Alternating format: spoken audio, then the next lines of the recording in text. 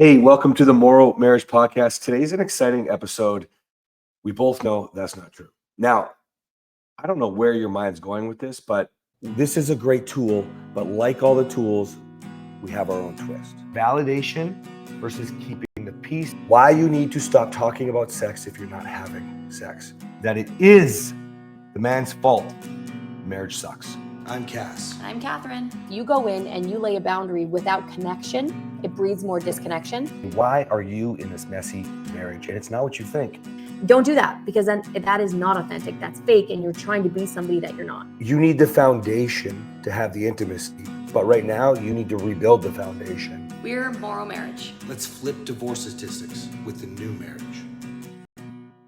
This is something that Kathryn taught me, because you all know that I have like 18 personalities and I've had to learn to manage. Had.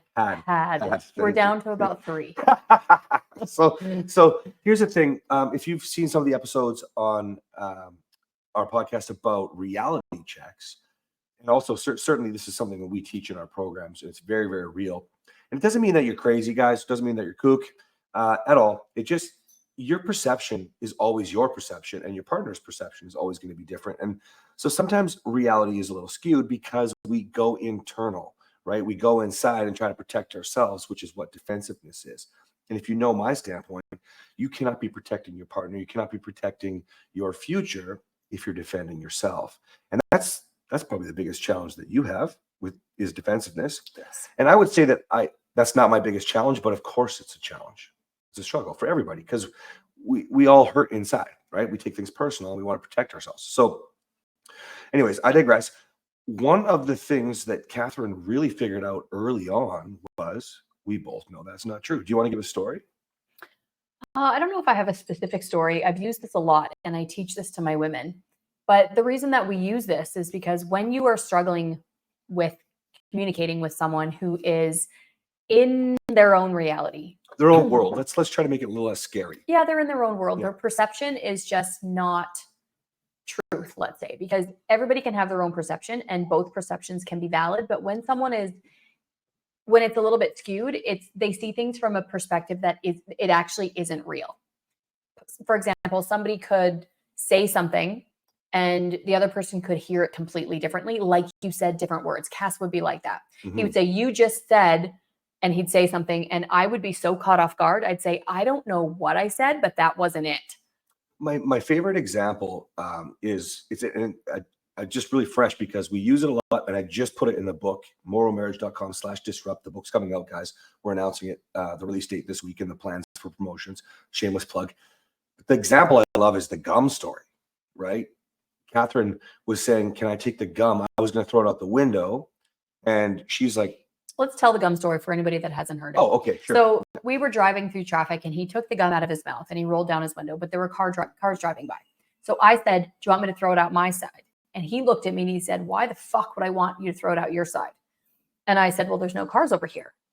And then he said, "Oh my goodness, how often do I do this?" Well, hold on. So let's tie this into the beginning of the episode. So when you think about defensiveness, so what I heard, my perception, my reality was Kathryn telling me I'm gross for holding my gum in my hand.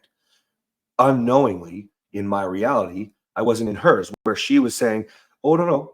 Just like you don't want to throw it out your window because there's cars, I can over here. And so let me help you." And that's just the perception. It's just the way that my reality went. Now, And he said, "You're trying to help me right now?" And I said, "Yeah." was baffled. He was baffled. Yeah. So my perception was he needed help. His perception was she thinks I'm gross. Right. I thought And she neither- was a pig, you know? Right. And my reality was the true reality in that example. What we've learned is, well, what Kathryn figured out was a simple line can change everything. We both know that's not true, right? So, for example, why do you think I'm so gross, blah, blah, blah, blah? We both know that's not true. Well, it would be more like, "You just said I'm gross." Right. Yes. Yeah. Right. So if he's hearing that or thinking that, he would say, you think I'm gross, or you said I'm gross because I'm throwing my gum out. And I said, we both know that's not true. Because the reason that you say, "No, I didn't," is because when the person spews out an alternate reality, that's where they're living right now. They believe that to be true. So if you say, "No, I didn't," they don't see it as answering the question. They see it as defending yourself because you just did something wrong. They think that you're covering your tracks. By saying we both know that's not true, you can get on the same team and try to get them to think of, instead of me against you, us against this thing that is an alternate reality. Yeah, I love that. Okay. And here's why. I'll use an example that men often hear in my program, because they start to change their behaviors. We're trying to teach you new skills. You start to embody them. But until you do that, it's all kind of weird. It's different for you. It's different for your partner. This would be the same if you're a woman in Kathryn's program. And so somebody on the other end of the receiving end, we'll call it. Okay. So husband in my program, the wife's on the receiving end. And she goes, "You're just doing this to manipulate me. Stop trying to control me." One of the easiest way for men to move forward there would be saying, "We both know that's not true, honey. I can understand why you might feel that way." And you can start going down this understanding, empathetic, validating state. But in the beginning, it might just be simple because they're in their reality. It might be easier just to say, "We both know that's not true," and then shut the fuck up. Okay. Because like Kathryn just said, it's beautiful. If that example is so wonderful. Like, hey, honey, like, you're trying to control me. We both know that's not true. What did Kathryn just say before I started talking?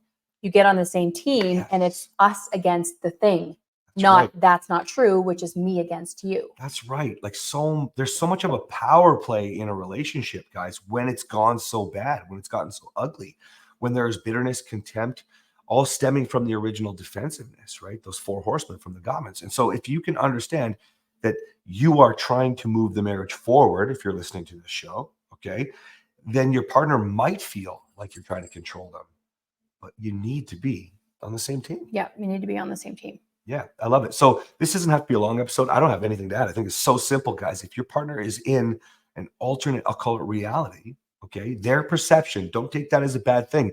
Your kids get in their own reality too. Emotions make you dysregulated, make you, they cause all success or all failure. So your partner's in that reality.